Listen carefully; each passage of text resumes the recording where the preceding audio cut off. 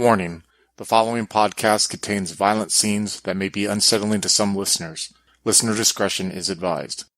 Hello, and welcome back to Twin Cities by Night and our third story arc, Dread. Dread is set in the Twin Cities of Minnesota, Minneapolis, and St. Paul in the hot and humid summer of 2011. Join us again and continue to follow the journey of Kaetao, played by Quinn, and William, played by Slavic, as they continue to traverse the dark society held within the Twin Cities. They will be joined by three new kindred: Warren, a Tremere, played by Adam; Valentine, a Nosferatu, played by Alex; and Lenny, a Nosferatu, played by Andrew.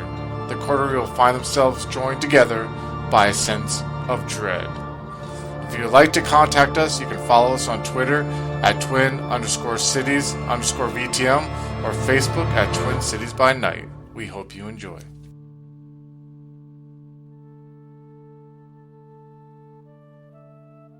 Hello and welcome back to Twin Cities by Night. So where we left off, Lenny and Valentine, you are on the top floor of the north-facing building and the Echo Projects. Lenny had just incapacitated both Little and Samantha Harper. He had punched Little on the side of his temple and knocked him unconscious, and he had choked out Samantha Harper. Little was nude, and Samantha Harper was still in her bra and her panties, but it was in their bedroom. Valentine, you were in kind of the living room of this apartment. And just to kind of describe too, this apartment wasn't really just like one apartment. What it was almost like they took a whole floor of this apartment complex and knocked down some of the walls, and they made it into like kind of like one large living area, almost like a loft that you would see in New York City. And so right now, Valentine, and we'll start with you, you're kind of standing in the living area of this loft. That kind of explained it had like bookshelves, had this like nice white furniture, a rather large TV. There was Al Green that was being played kind of loudly over the stereo system. And right now, Valentine, you're staring through the door that led into the bedroom that Lenny was in, and you see this large figure of Lenny that's standing there, and he just turned around and he had Little over his left shoulder and Samantha over his right shoulder. And you kind of see for a moment like just exactly what the creature Lenny is.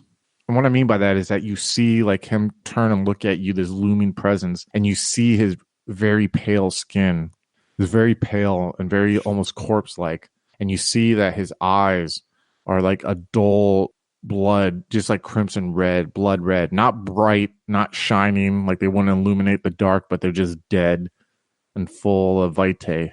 And you see he has like these like scales that are kind of like under his eyes and on the corner of his eyes a little bit, not too much, but that you notice them, they kind of like ride down the side of his face. And there's a moment where you just look at him and it hits you, Valentine, that you have been completely taken out of your self-imposed seclusion that you had. And what I mean by that is that you were protected. You had where you were the only one in a small town that you came from, and you had Donald who was there to serve as your father, but now you're completely out of that element. You are thrust into two large cities with a lot more kindred than that you were used to seeing. You only knew one other kindred before this.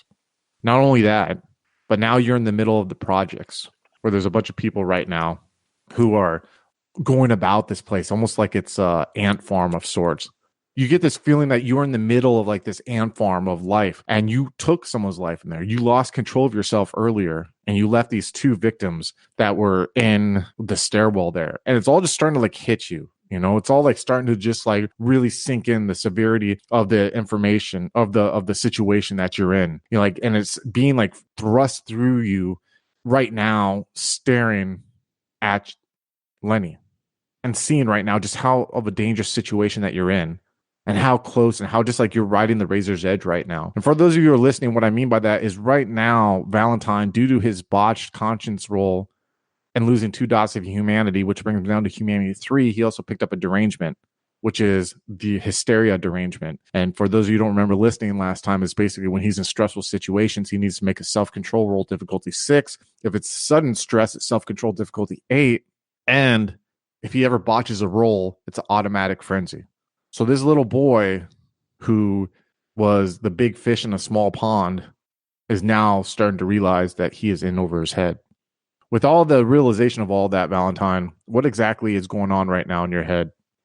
A lot of stress. I'm feeling very small right now, but at the same time, there's still that determination in the back of my head, and kind of, I would say adrenaline, or the Kindred equivalent of adrenaline, is still kind of pumping because we've got a mission to do. You know, we've just had a bit of a heated moment up here, so I'm still kind of alert, but at the same time, I feel like the world's kind of pushing it on me a little bit, kind of pressure cooker situation. So I'm feeling a bit frantic. I'm antsy to get out of the building and get away from the situation at the same time. Now, would it be like Lenny right now looking upon you? Would he see the signs of this stress, or are you going to try to like hide it from him? Well, I'm going to be nervously looking around, to and fro quite quickly, keep glancing back at the door, back at Lenny, out the window. Even though we've kind of done a thorough search of the room, I'm still checking, making sure there's not, a camera watching us or something every now and then. And you have that computer too, right? Yeah, I grabbed the hard drive out the computer and shoved it in one of my pockets. So I've got that. Okay, I want you to give me perception and investigation, difficulty 8, if you could, Valentine, if you want to look around. No worries, just one moment. Difficulty 8. Yes. Yeah, 3 successes there.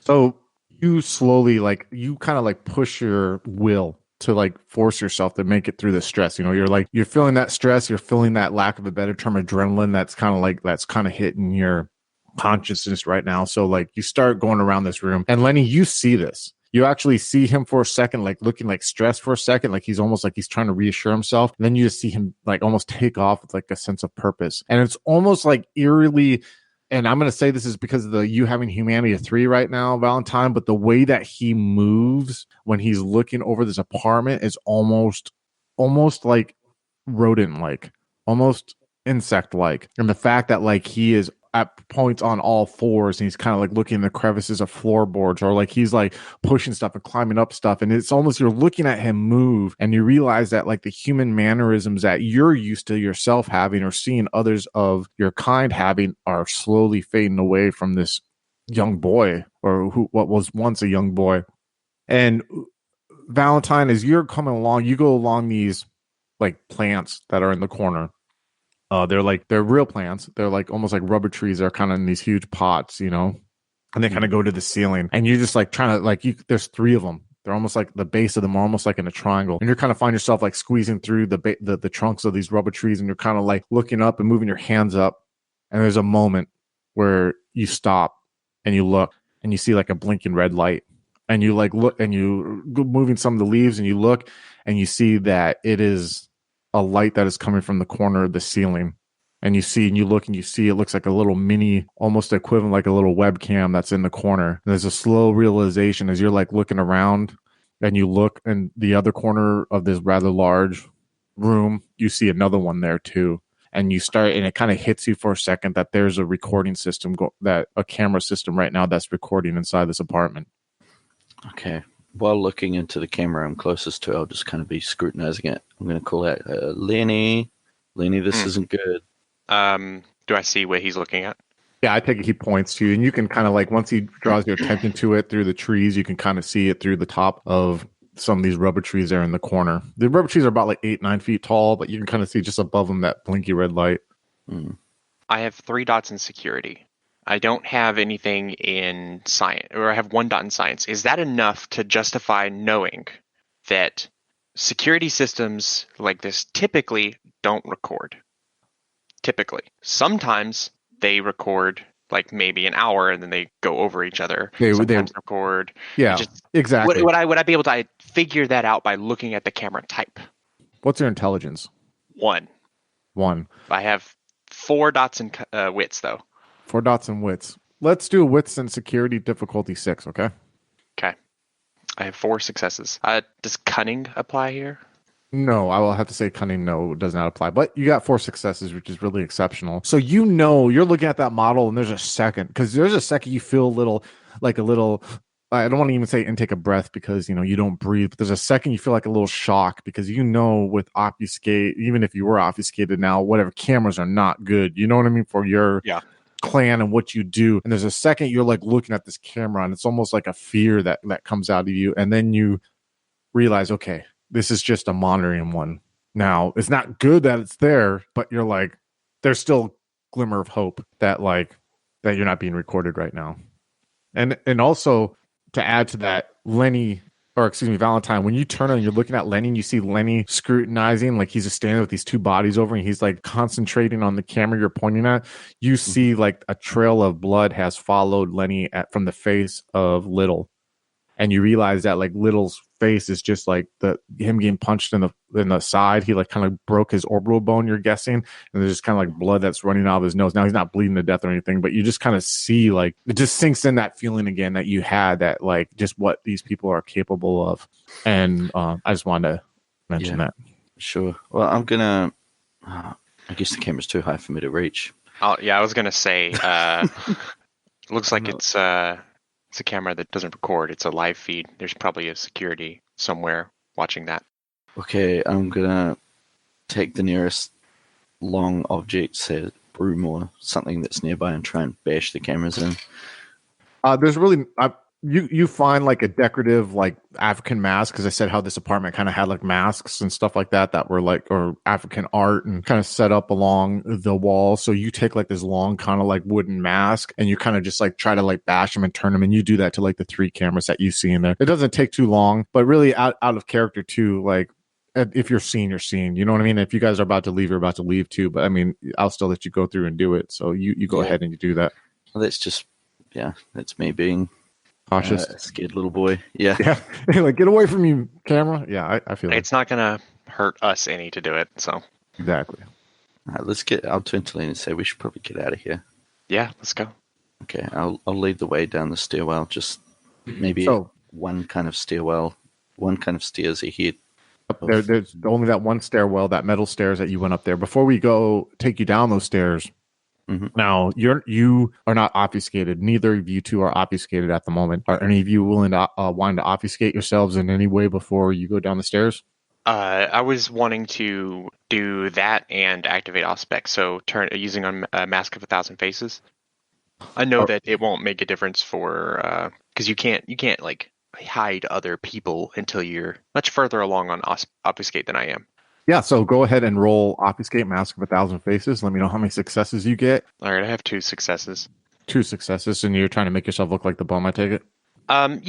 Yeah, just kind of a deranged hobo kind of look. not the normal hobo you do, but kind of a different one, you're saying? Like if someone sees me carrying these 2 unconscious naked people, you know, and there's just this they're going to be like it's going to make sense in their mind. But also still be kind of like, what the fuck? You know, that's what I'm going for. Is like if someone sees this, they're gonna be a bit freaked out, like some hobo just beat people unconscious and kidnap them. Definitely, gotcha. All right, and Valentine, are you gonna roll Mask of 1,000 Faces? Yeah. I'm reverting back to my disguise of that kid that I took out earlier. All right, go ahead and roll that, please. About 2 successes there. 2 successes. All right. So you're making yourself look like the little boy, the innocent little boy, or like the kind of the one that you used when you went into the victim of yours, or which little boy are you talking about? The same one I used when I entered this particular building that we're in. I think it was one of the younger boys that was standing lookout earlier. Yeah, the one that was one of your victims. Fine paste all over the wall. Yeah. Oof. Yeah. So you guys walk past that door that let you in, and you see the figure of the African American that Lenny had choked out is still unconscious on the floor. He's actually kind of snoring a little bit, you know, that he's like, but it's like this guttural snore that only like Lenny you're familiar with from just like forcing people to pass out like that. But you're looking at him, Lenny, and you know you probably have like maybe 4 minutes until he starts, like, you know what I mean, stirring and waking up. And yeah. And so you start going down the steps first, Valentine, and you follow him, Lenny. And as I'm listening to, like, I have Auspex, you know, I am enhanced my hearing to the point where like footsteps are just echoing. Yeah, definitely. And you're also hearing the blood from Little's face hit the metal, and it's almost making like this echoey, like metal din, you know, like plopping sound as you're walking down there, just from and you could actually feel, like when you're taking each step, Lenny, you feel the limp bodies of both Samantha and Little as they kind of just like are bouncing on your shoulders, and you can kind of like, so you smell even the blood that's like kind of coming down, also dripping down from his face. And so as you're going down, Valentine, you're leading the way, and you kind of see like as each floor, as you get down on these steps, you know, because each floor is like 2 levels of going down on these metal stairs, and you are kind of getting more eager, Valentine, when you do it, more eager, and you're like, guys are finally down like 3 minutes. You got like only have 3 more floors left. I need you both to roll a perception alertness difficulty 6. But for you, Lenny, I'll say difficulty 4 because you have heightened senses on. 6. Wow, I have 4. Dude, you guys rock. Love you, man. Love you. Okay, so there's a moment while you're going down, you're getting more eager to go down to this door, Valentine, and you're just like, you almost kind of like want to start skipping steps like a little kid does when they're in a hurry, and maybe you even start doing that, and then you stop, and you stop a moment. You both kind of stop. You both are almost like in sync right now. You guys are both almost like a school of fish, you know, and that you move right now at the same direction. Like going down those steps, you're almost like you're on a wavelength. You're connected on a wavelength right now. Maybe it's the clan blood that you guys share. Maybe it's just the situation that you share. But right now you're like a well-oiled machine. And you both stop at the same time. And your heads both tilt to the right so you can hear better out of your left ear. And you start hearing the sound of noise, muffled, but coming from outside. And as you're sitting there, because right now the door that you're at is facing to the west. And you can kind of hear the noise, though, is coming from really like the south. You can kind of hear like it's a muffled din of angry people, and you hear just like a murmur. Then you hear a shriek like my baby, and you just kind of hear that loud. It just like rips through the din of the angry people and just like touches your nerve. It's almost like a shrieking car alarm that's going on right now. It rips through all of the noise because there's no other noise that's like the pain of a mother who has lost her child. And you kind of just hear it ripping. And there's a moment where you stop, Valentine, and you realize that you are the one who set that alarm off. That was your work that did that. And you just hear it screaming. You hear, what? You just kind of hear like you can even hear with the amount of successes you both got. But even you, Valentine, though, you feel the vibration of the footsteps almost as these like people are moving through the back courtyard. And then what they're doing is they're moving towards the building that was on the east that you had left those 2 bodies in. Go ahead, scenes on you guys. I say to him, sounds like someone found your mess. I'll stand there quietly just for a sec, kind of processing, and my eyes are just kind of looking around down at my feet. I'll look up at Lenny and I'll be like, we should probably get out of here pretty quickly. Yeah, we're running out of time. Let's go the opposite way that they are. Let's head north. I can try and find us a window. Call the guy. Right. I'll fumble around for my phone, pull out my pocket, kind of forgetting how to use it for a sec, just staring at it, like punch in Kaetao's contact details. All right, Kaetao, your phone rings. Yeah. Yeah, we've got the package. Pull up at the north side of the projects, and we'll come meet you there. All right, make it quick. Keep the car running. Looks like there's kind of movement going on outside. Yeah. Don't worry about that too much. We'll try and get out of there without them noticing us if we can.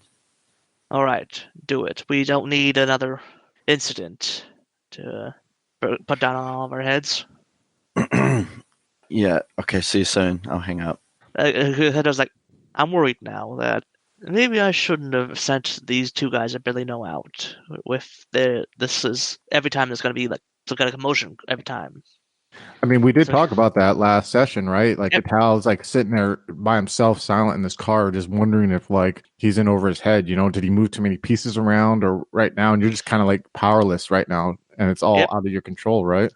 So you're going to get out of you're going to start driving towards the north side of the building. Yes. So when you start your car and you kind of like feel like your engine go, you kind of see from where you're parked at, like out of like the left, you know what I mean? Your left eye out of the corner, like the left side of your front windshield, you can see like there's a swarm. And if you're guessing, it's like 10, 20 people who are like standing by the side door that Valentine had been in at that time, the stairwell. You know, you don't know, but you kind of saw when he had went there and then walked back towards the front to talk to Lenny, and you're seeing like there's a group of people there, and you could definitely sense the electricity in there. Like there's some kind of turmoil that is going on.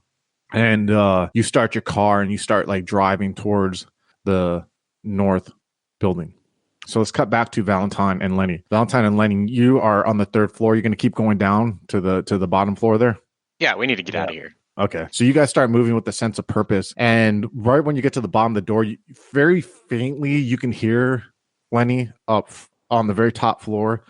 You can just very faintly hear like, yo, little, you around, dog? Where you at, dog? And you just kind of hear that like coming from the top floor. And you can only hear that because of your heightened senses. I'm going to say something to him about it. Go ahead. I think someone's upstairs. They're about to find out he's gone. We need to move fast. Okay, I'll glance up the stairwell, just looking out for a second, then nod at Lenny and keep heading towards the way out. All right, so you open the door and you step out. Let's cut to Warren. Warren, you're falling. And what you see above you is just the pure darkness of the sky and the bright stars that pierce it. And you see the top of the building that you were just occupying. You don't know how far down you are yet. You just kind of see your hand reaching out, almost like you still feel that urge to go into that door, that beckoning voice that you had to fight with all of your instinct to not follow. And there's a moment where like you think that your hand is actually going to be able to reach up there and stop the inevitable, and then you hit the ground. I need you to roll. Oh, hold on. I need to roll. Holy cow, this is the first time I've had to roll as a storyteller. I need to roll your damage, which is going to be 10d10. 6 successes. So I need you to roll your stamina. Difficulty 6 if you could. If you have fortitude, you can add the fortitude dice, but I don't believe you have fortitude. I do not. Okay. 0 successes. Oof. Now split that in half. So that's 3 levels of damage you take, which is injured. So right now you can mark off on your character sheet that you're injured, and that's a -1 dice pool whenever you're trying to do something. So And that's bashing? that's bashing. Yep, it's bashing. So Okay. So that'll actually put me up to mauled because I had 2 previous damage that I had yet to heal. oh geez. Okay, so you're at mauled right now, and mauled is A -2. -2. Oof, damn.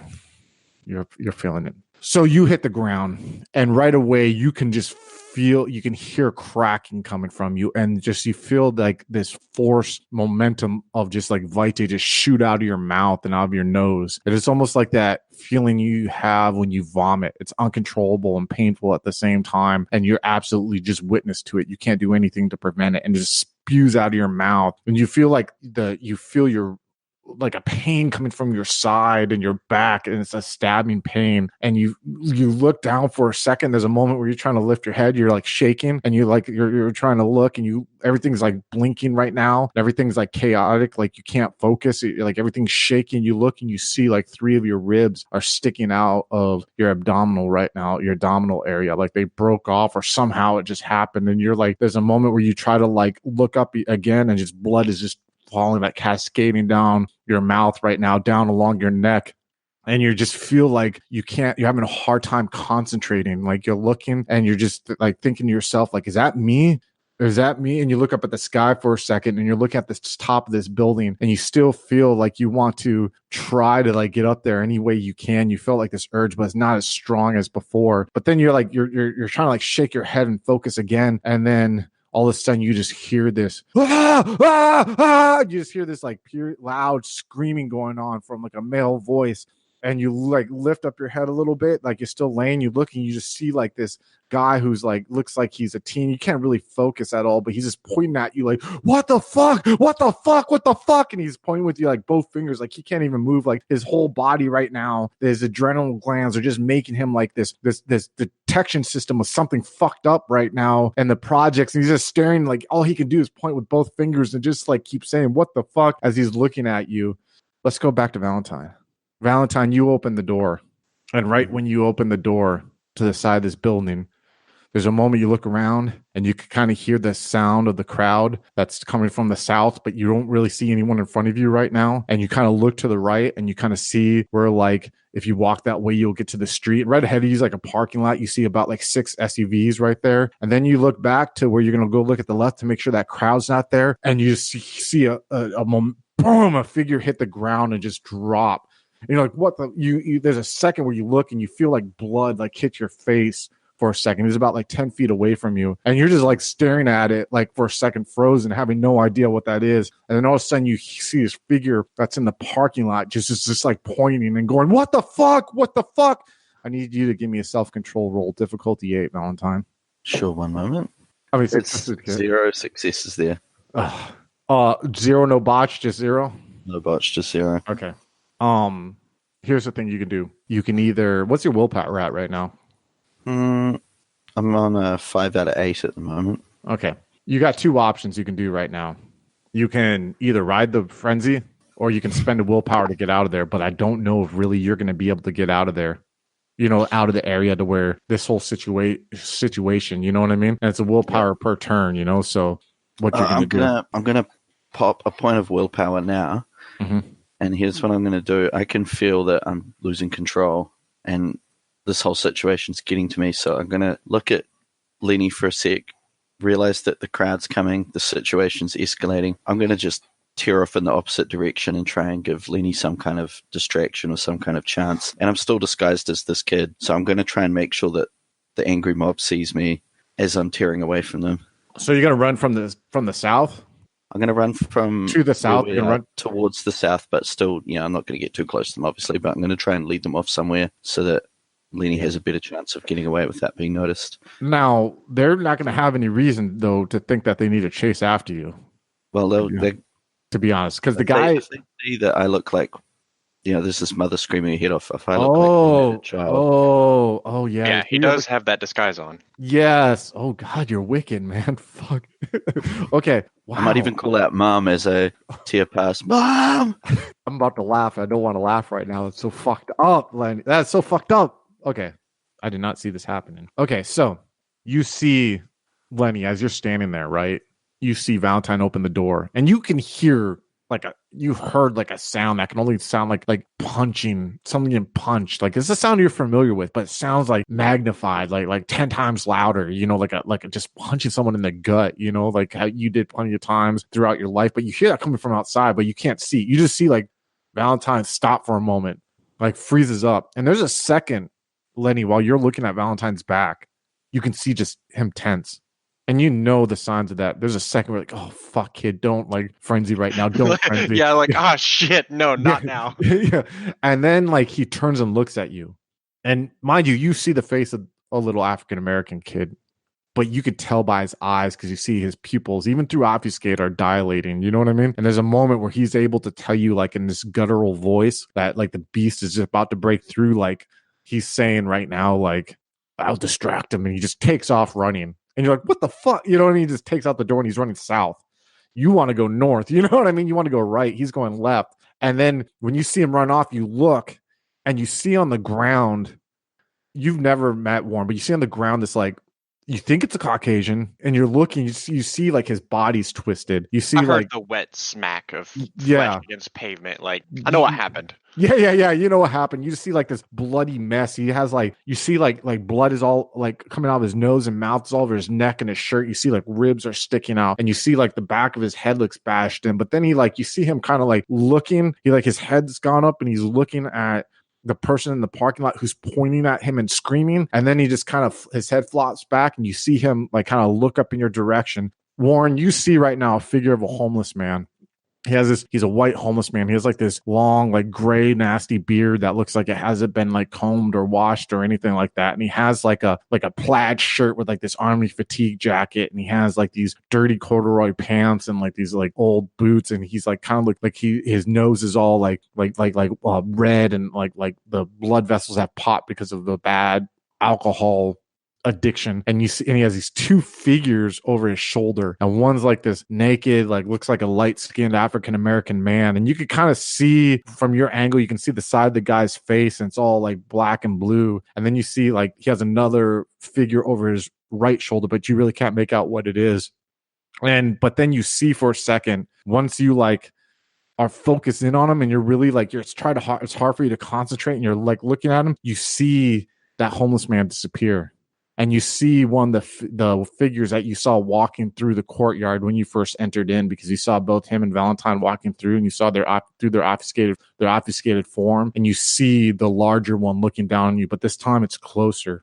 And so you see like his very dull, blood red eyes, no pupils, no nothing. They're just dead eyes. Like they kind of have like thin veneer of like liquid that kind of like covers him. And you see like this white, dead flesh. And you see like he has some like scales on the corner of his eyes and a little bit like on the cleft of his chin. And he's just like looking down on you with the hood pulled up. Now, before I cut to William, I want to ask you, is there anything either of you two want to say at the moment?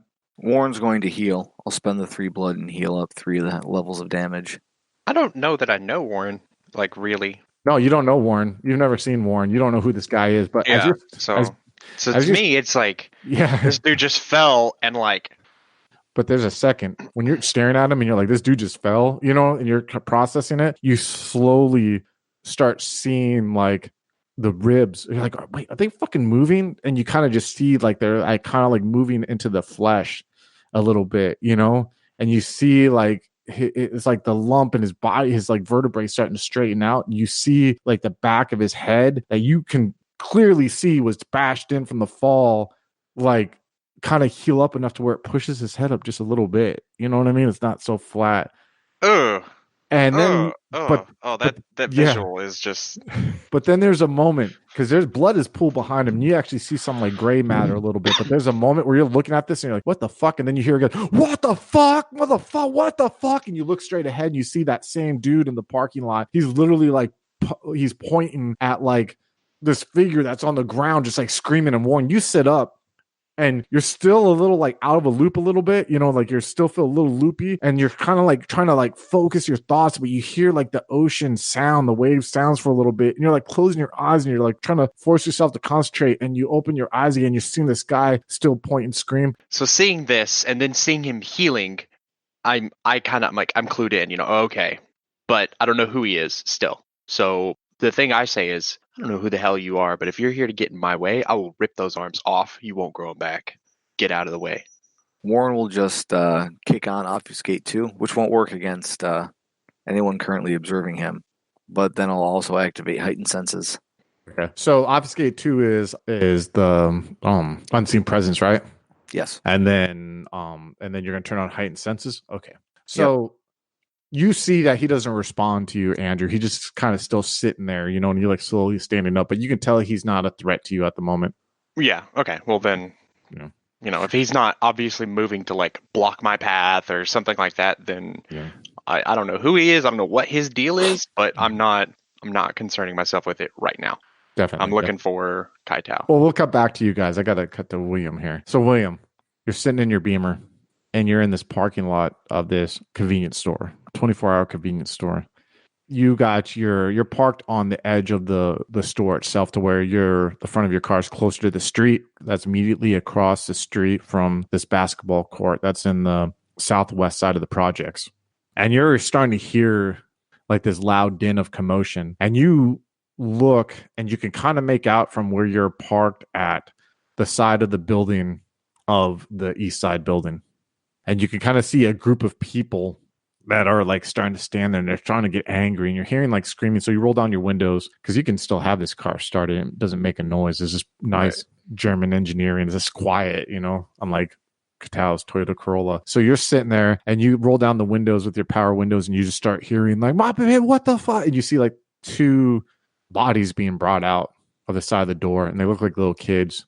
And you can kind of see where like they are being held almost like in reverence, almost like victims of 9/11, how like you saw the people like be brought out 9/11, like when they were found them, you see like people coming out of this building with them, because no matter like what people are involved in on the side of town and what they may do, like kids are off limits for the most part, you know what I mean? And someone went and did this to 2 kids and you can kind of see they're being held. You see this one lady, she's kind of like, you can't really make out her age. She's kind of slender. You can tell she's African American. You can see there's like 3 people holding her. She's like screaming and like trying to reach out. And you assume she's probably like the mother of at least one of those kids, if not both of those kids. And you can kind of just hear her screaming, piercing through. And you're like kind of scanning around. You're like, what the hell is causing this? You're kind of like a little concerned because at least, that Kaetao's on the east side.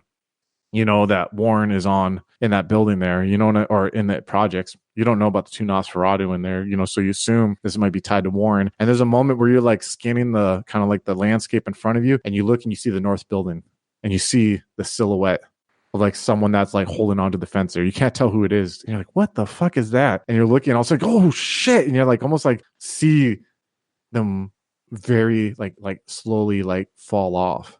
And it's almost like when you see a video on your smartphone of someone like a disaster about to happen, you kind of get like that, like you're tensing, you just kind of see this figure falling down, and then you lose sight of them because you can't quite see how they land, and you're sitting in there. Yeah, you're like, and then you're like, what the fuck is going on here? And then all of a sudden you see running through this courtyard, and you can see them is this little boy. And you see him like, just like, and you're like, what the fuck? And you see a second where you're like, is that you kind of think you can see the form of a body where they land, but you can't, you know, it's kind of out of your purview. But then you see this little boy start running through the courtyard past this orange couch. And then he turns and he stops and he's facing the crowd.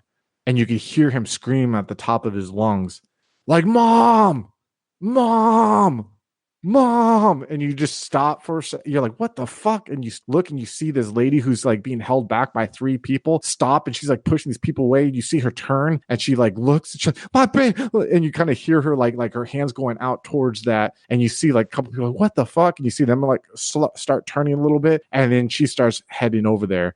What are you doing, William? Okay, so William, obviously, you know, there's a lot of things happening right now, but the priority for now would probably be the guy or person who, you know, fell from the north building. So he's gonna, you know, turn the engine on and get there as soon as possible and see if he can find something out. Okay, so to do that, you would have to get out of that parking lot, and there's a street that heads north. So you'll drive past the west side of the building, and then there's a parking lot there that's in the northwest. And so you get in your car and you start your car. And as you're like getting out of the parking lot and you're going up that street, you're looking out to your right, and you just see this boy standing there, and he's just like screaming over and over again. And you see like a third of those people are like going towards the boy. So let's cut to Valentine. So Valentine, you're standing there and you're just like, Mom, Mom. And you see this lady, and you can kind of see her closer than William can. And you can see her where like she is like three people are trying to hold her back from getting to the bodies that were brought out of the side of the east building. But she stops and she hears and she turns and looks, and you see she's like, and there's a moment where she's trying to recognize you. And then she like starts pushing away from these people. And you see the people like, what? Because they're thinking she was going to go towards the two bodies, but now she's going in the opposite direction. So they weren't really prepared to stop her from going that way. So you see them slowly start following, and you see like about 10 yards away, this lady, she's like walking towards you slowly. And you see she has like these flip-flops on. She has cut off jean shorts and has like this pink tank top. And she looks young. She looks like she's maybe 20, 21, and she's African-American. You can see she has like her hair pulled back tightly with like a bun on the top of it. And you see there's a moment where like you see these tears are like streaking down her face. And you could see like the reflection of the lamps and the lights that are in this courtyard that are in the corner of the buildings are kind of like reflecting off of it. It's almost like this eerie like shine now is to her face. And you see it when she's walking towards you, like, and her eyes are wide open. It's almost like she's afraid to break this, what she's seen now. Like her hands are going before her, like hesitantly, like she doesn't want to disturb this image, like, because she's like part of her, she's torn. She doesn't know what she's part delirious, part hysterical now. And then before her is her beautiful boy, one of her beautiful boy that's standing before her looking at her, and she just slowly is like walking towards you. And you kind of see, like, you look past and you see there's like 10 people, and they kind of like stop like in this religious like respect. Then they're just like kind of looking like awestruck because they saw the body that was pulled out, and now they're seeing this. And you see there's a moment where they're all like holding their collective breath as she moves slowly, and she's like, Jerome, is that you, baby? Come here, Jay, come here. Is that you, baby? It's me, Mom. Come to Mama. Come here. I know you weren't dead. Come here, my little boy. Come. Kind of make her stop for a second, and the tracks. I say, Mom, the killers. They're over here. They're over this way. They went that way. It was, and I'll say, just remember this word, and I'll say this just before I take off. I'll say, it was Dunstern, and I'll just turn and take off. Oh my god, you devious little shit. Oh my god. So you do that and you say, oh, my baby. She's like, my baby knows where the killers are. You know where they are. Follow me. And he knows where. Yeah. And you just see like all of a sudden, like you see people from the crowd and you're don't hear this, William, as you're driving by, but you're looking. You see the spectacle, like you see the mom like stopping and talking, and you see her turn and yell. And then you see like half or 3/4 of the people break off and start following her as this boy starts taking off, almost like through the basketball courts to where you were just parked at. And you see this crowd is just following as you're driving your car up. We will cut to Kaetao. Kaetao, you pull up to the north of the building, and okay, let me ask you this. Are you like stopping in front of the building, or are you pulling in the parking lot where like all the SUVs from Max and them were at? I think I'll sort of like stay in the parking lot, just making sure like stay immediate side of the people. You see the people running towards the south. Right now you're in the north, right? So they're not posing any threat. But as you pull in the parking lot, like you're turning your steering wheel, you see that like this one guy in the parking lot, this black guy, just like pointing at something on the ground. You don't see anything on the ground. And he's just like, what the fuck? What the fuck? You just seeing that over. And you look and you see this homeless guy has like two people over his shoulder. One is like completely naked male, and the other you think might be a female. You can't really tell because it's kind of dark where he's at. We'll cut to Lenny. Lenny, you see Kaetao's car come pulling up in the parking lot as his figure is pointing at the standing figure of Warren. What are you doing? I'm moving over to the car, like getting out to where like it's clear, like I'm headed right to him. He's coming right to me. Okay. And as you're like beelining straight for Kaetao's car, you see that commotion on the left. You see the figure of Valentine running off, and you see like a crowd of the people are like following him right now. He's got to take care of himself right now. Yeah, I understand. Yeah, every kindred for himself. So you get to the car. Before I have you get to the car, Warren, before I have this scene, what are you doing? Well, with obfuscate up, anyone that wasn't already looking at me shouldn't notice me. Yeah, exactly. You just have this figure that's pointing at you, screaming. Like, what direction are you going? What are you doing exactly? I will move to the nearest piece of cover that I can use to break line of sight with the guy that's pointing at me. So you're pretty much just like taking off and running kind of thing? I will shuffle off as quickly as I can while still pretending to be seriously injured. Okay. So I would say that you can shuffle off behind one of the SUVs, okay? Okay. So, wow, a lot of moving pieces to this scene. So Lenny, as you're like beelining, right? You got these two bodies over there, over your shoulder, and you're going straight to like Kaetao's Corolla. You see Kaetao, this figure's running towards you, and you put two and two together. You're like, okay, this has to be at least Lenny. What are you doing when you get to the car, Lenny? I'm gonna wait for him to open the damn door because I got two people over my shoulders, so I could shove them in the back. So you're gonna get out and open like the back door for him, Kaetao? Yeah. Okay, so you see Kaetao get out, and you're seeing Kaetao, by the way, Warren, as you go behind the SUV, you see Kaetao's car get out of his car, and you see him open up the back door, and you see this figure throw both the bodies back there. Now, Lenny, are you going to get in the passenger seat with him when he takes off? In a moment. I'm going to say, hold on 1 second to Kaetao. I'm going to walk over to that guy screaming his head off. I'm going to punch him in the face because he's annoying the shit out of me. No, I'm not kidding. Like, it's annoying as fuck. And he's a witness, and if he's knocked out, maybe short-term memory loss. Who knows? Just leave a bunch of knocked out people everywhere I go. I take it you're doing the gentle Lenny touch, where you're not doing your potence of a gabillion, and you're just gonna. I'm not punching a hole through his face. Okay. I'm punching him in the face. Yeah, definitely. So yeah, we'll say that you went ahead and you do that. You walk up to him. The guy's like confused because he's like trying to find where like Warren's at. You see him like walking slowly in front of cars, and then you just come between two cars. You're like, wham, and you just like cold cock him, and he just falls limp on the ground. And then you're going to get in the car with Kaetao, then I take it?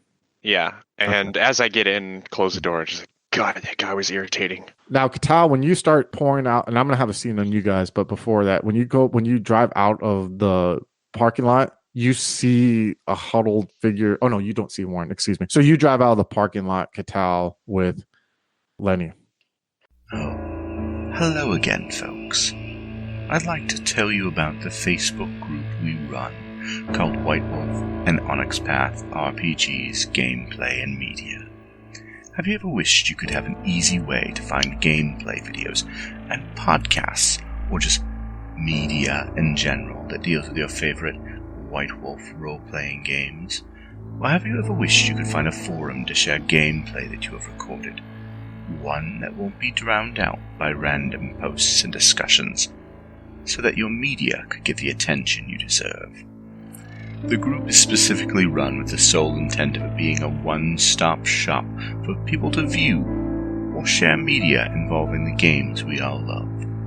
We take thorough steps to ensure the page does not become cluttered and is easy to traverse. The group is already immense and continuing to rapidly grow, with new media being shared every day.